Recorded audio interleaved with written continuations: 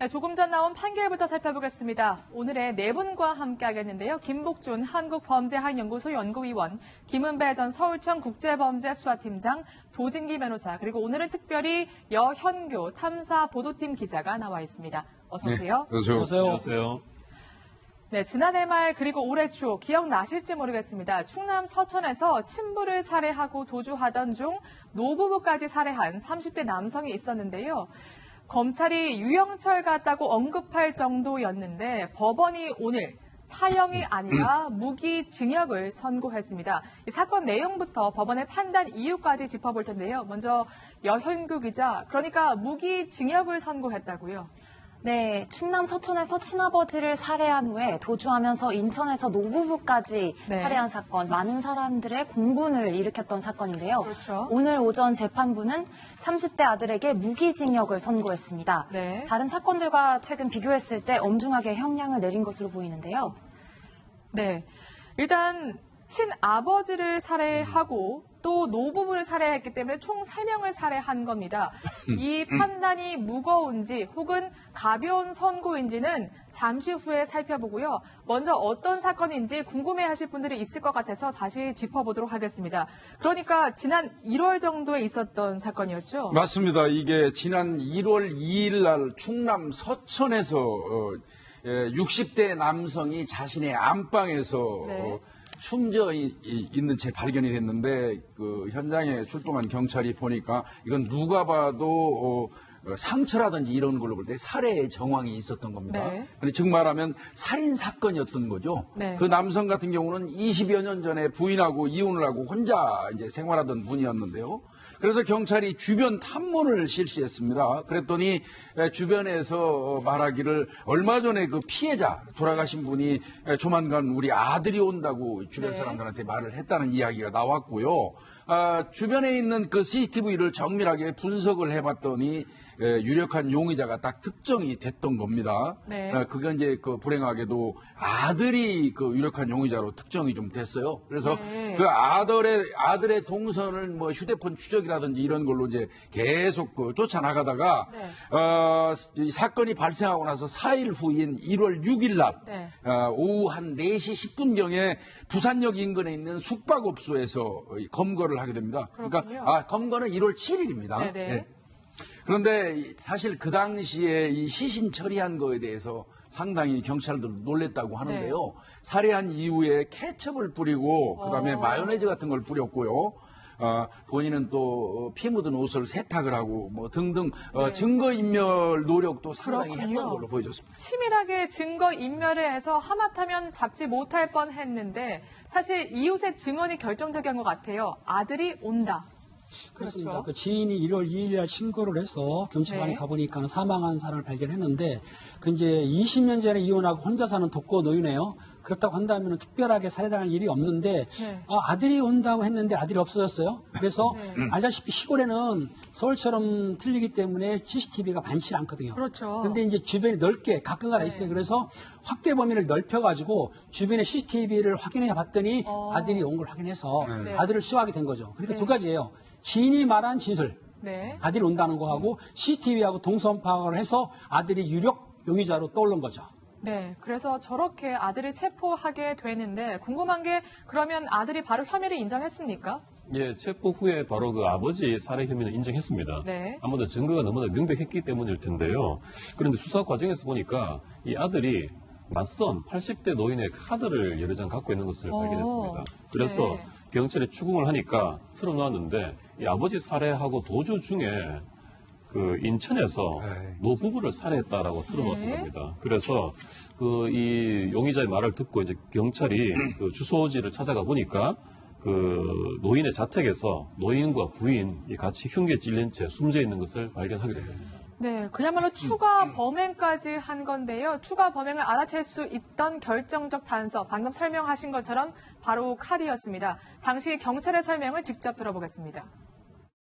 검거 당시에 제3자 명의의 카드, 여러 장의 카드하고 도장이 있어서 그 출처를 물어보니까 인천에서도 다른 범행을 했다라고 얘기를 해서 노 부부라고 얘기를 했고 해서 두 분의 성함, 인천 어느 지역, 노 부부 이러한 몇 개의 단서를 조합을 해서 출동해서 현장을 확인해 보니 사실 말 그대로 그 사망이 있었다라고 해서 그때 이제 처음 확인을 하게 된 내용입니다. 신고되지 않았습니다. 두 분만 사는 상황에서 두 분이 돌아가신 상황에서 그 집에 방문객이 있거나 해야 그게 신고가 될 수 있는데 아직 신고되기 전 상황이었습니다. 그러니까 신고되기 전 상황이었다고 합니다. 그 말인즉슨 자백이 없었다면, 카드가 발견되지 않았다면 그냥 묻힐 뻔한 사건이었네요. 잘못하면 자칫 그냥 미제로 끝날 뻔한 사건인데요. 다행히 이 피의자, 이 피고죠, 이제 피고인이 그 당시에 이 노부부로부터 빼앗은 강취한 뭐 이 카드라든지 이런 게 있었기 때문에 추궁이 산 건데요. 이 노부부는 그 아파트에 거주한 지가 한 5, 6년 정도 된다고 하고요.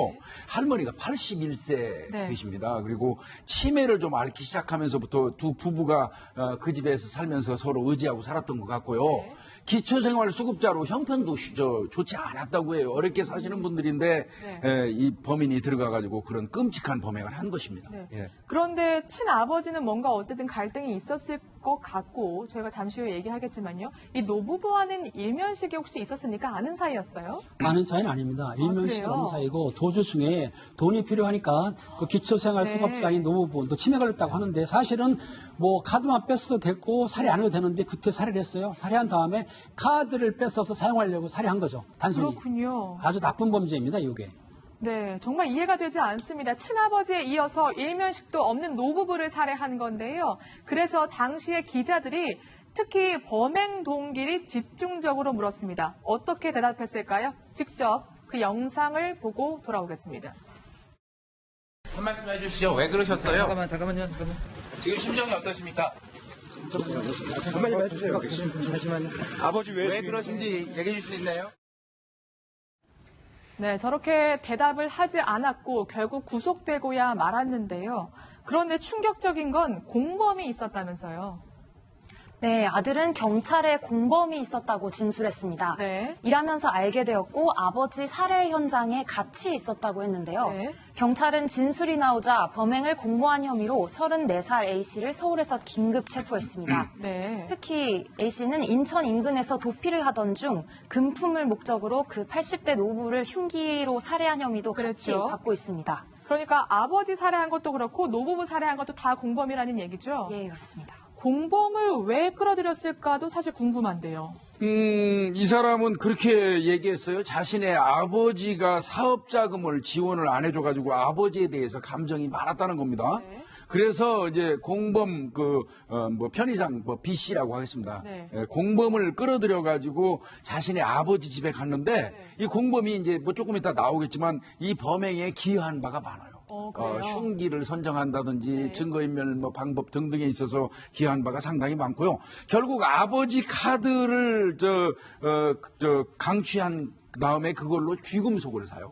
귀금속을 사서 그걸 다시 처분하는 방법으로 이제 현금을 만든 다음에 공범하고 같이 이 범죄 수익을 나눠 가지는 그런 형태였거든요. 네. 근데 지금 우리가 여기 얘기하는 동안에 지금 아버지, 그다음에 이제 인천 노부부, 그다음에 하나 빠진 게 있어요. 어떤 거죠? 살인 미수 사건이 하나 있거든요. 아, 그래요? 서울에 올라와 가지고 이들이 그 마사지 업소에 들어가서 카드 뺏고 그 마사지 업소 여성을 살해하려고 하는데 미수에 그친 사건이 하나 또 있어요. 그렇군요. 예. 이렇게 계속해서 범행을 이어간 건데 저는 궁금한 게 그러면 공범은 나쁜 일인 줄 분명히 아는데 왜 계속해서 가담을 했다고 합니까? 그래서 이 공범은 법정에서 네. 그렇게 주장했습니다. 자기가 원래 하고 싶지 않았는데 네. 이 용의자가 범행을 도와주지 않으면 죽이겠다고 협박을 했고 사실상 이제 이 아들의 강요에 의해서 범행을 했다. 네. 그래서 자신은 방조범이다 이렇게 이제 항변을 한 건데요. 네. 방조범이라는 게 뭐냐면 글자 그대로 도와준 범행. 그러니까 전범과 대비되는 의미에서 네. 범행을 좀 주도적으로 실행한 사람이 아니라 네. 좀 옆에서 도와준 정도이기 때문에 이걸 네. 방조범이라고 합니다. 네. 정범과 반대되는 그런 뜻인데 이런 방조범의 경우에는 형이 많이 감경이 됩니다. 아, 그래서 이제 그렇군요. 감형을 노리고 이런 전략을 폈던 건데 네. 통상적으로 법정에서 이렇게 나는 범행을 도와준 정도에 불과하다 이런 식의 네. 방조범이라는 주장을 하는 경우가 흔합니다. 네. 흔한데 특별한 정황이 없으면 잘 안 받아들여집니다. 재판부에서 잘 받아들이지 않는군요. 예. 네, 이 경우에도 조금 뒤에 그 결과를 확인해 보도록 하겠습니다. 인면 수심의 30대 남성, 친아버지를 살해하고 노부부까지 살해하고 서울에서 또 한 번 범행을 시도하기까지 하는데 글쎄요, 이런 건 무슨 심리일까요? 물론 오늘 선고가 나오긴 했지만 첫 재판에서 국민참여재판을 하겠다 이렇게 말하기도 했다면서요. 그렇습니다. 아들이 국민참여재판을 신청을 했어요. 근데 그 기각 결정을 했습니다. 네. 또 항소를 했어요. 네. 내가 받아들이지 않았는데 그렇군요. 그 국민 참여할 때 민간인들이 참여를 하고 있는데 그런 말을 들으면 오히려 불리할 텐데도 불구하고 본인이 이거를 신청했다는 얘기예요. 심리적으로 볼 때 어떤 그 일반인한테 자기가 그 다른 호소, 네. 수사기관에 말하지 않은 것을 좀 하려고 그러지 않았나 그런 생각이 드는군요. 그렇군요. 수차례 범행을 저지르고도 뭔가 자신의 주장을 하려고 할 뿐 반성은 하지 않은 것으로 보입니다. 그래서 그런지 검찰이요, 사형을 구형했는데 저는 이게 인상 깊었습니다. 유영철처럼 잔혹하다. 네, 범죄의 어떤 잔혹성, 이 잔인성 이런 걸 네. 본다면 거의 유영철에 버금가는 것 같습니다. 그런데 네. 이제 검찰에서 얘기하는 유영철 같은 경우는 연쇄살인범이라고 일반적으로 이 범죄학에서는 이야기하는데요. 그래서 유영철의 살인 행각과 거의 유사하다, 그 정도로 잔혹하다 하면서 검찰은 이제 이 사형을 구형을 했습니다. 네. 그랬는데 그게 이제 받아들여지질 않은 것 같습니다. 그렇군요. 검찰은 사형을 구형했지만 오늘 법원의 판단, 조금 전 판단은 무기징역이었습니다. 그런데 변호사님, 재판 과정에서 이 남성이 심신미약을 주장을 했다는데 지금 무기징역을 선고한 거 보면 심신미약을 받아들인 겁니까? 심신미약 주장을 했습니다. 네. 어린 시절부터 이제 이혼을 한 결손 가정이어서 네. 그 과정에서 정신장애가 생겼고 적절한 시기에 치료를 받지 못해서 병이 악화되었다. 그래서 이 정신병으로 인해서 조현병이죠. 네. 조현병으로 인해서 심신이 미약한 상태에서 살인을 저질렀다. 이렇게 항변했습니다. 네. 그런데 재판부는 이 주장은 받아들이지 않았습니다. 네. 다만 받아들이지 않으면서도 법적인 심신미약은 아니라 하더라도 그러한 사정을 참작해서 극형의 사형은 면하게 하고 무기징역을 선고한다 이렇게 판결 이유를 밝혔습니다. 그렇군요. 그런데 사실 제가 생각하기에는 일단 사망한 사람이 3명이나 되고 그중에는 친아버지까지 있었는데 그럼에도 불구하고 사형을 선고하지 않은 이유가 있을까요? 사실 이 네. 친부 사례지 않습니까? 이게 존속 사례라고 해서 통상적인 사례보다 형이 가중되는 그런 범죄입니다. 네. 게다가 2명을 더 죽였고 아까 네. 말씀하신 것처럼 살해 미수행위도 있습니다. 이게 사실은 굉장히 극형의 처해에 마땅한 그런 행위거든요. 그런 재판부가 아마 고민했을 겁니다. 그런데 요즘 사실상 우리나라가 사형 폐지국이지 않습니까? 네. 그래서 사형을 선고하기는 조금 깨름칙했을 겁니다. 그래서 무기형을 선택하면서 좀 명분을 쌓은 거죠. 그래서 네. 조현병은 아니지만 그래도 네. 이런저런 어린 시절에 정신장애가 있었고 치료받지 못했다는 점을 좀 감안해서 네. 무기를 선택한다 이런 식으로 좀 명분을 쌓은 것으로 보이고요. 네. 또 공범회 같은 경우는 어차피 상대적으로 범행을 주도한 점은 아니기 때문에 네. 같은 무기징역이 아니라 30년을 선고한 것 네, 같습니다. 징역 30년을 선고했습니다. 또 아무래도 이 남성이 가족의 방치와 무관심으로 정신병이 약간 악화된 측면도 있기 때문에 이러한 점을 고려해서 무기징역을 선고하지 않았나 싶습니다.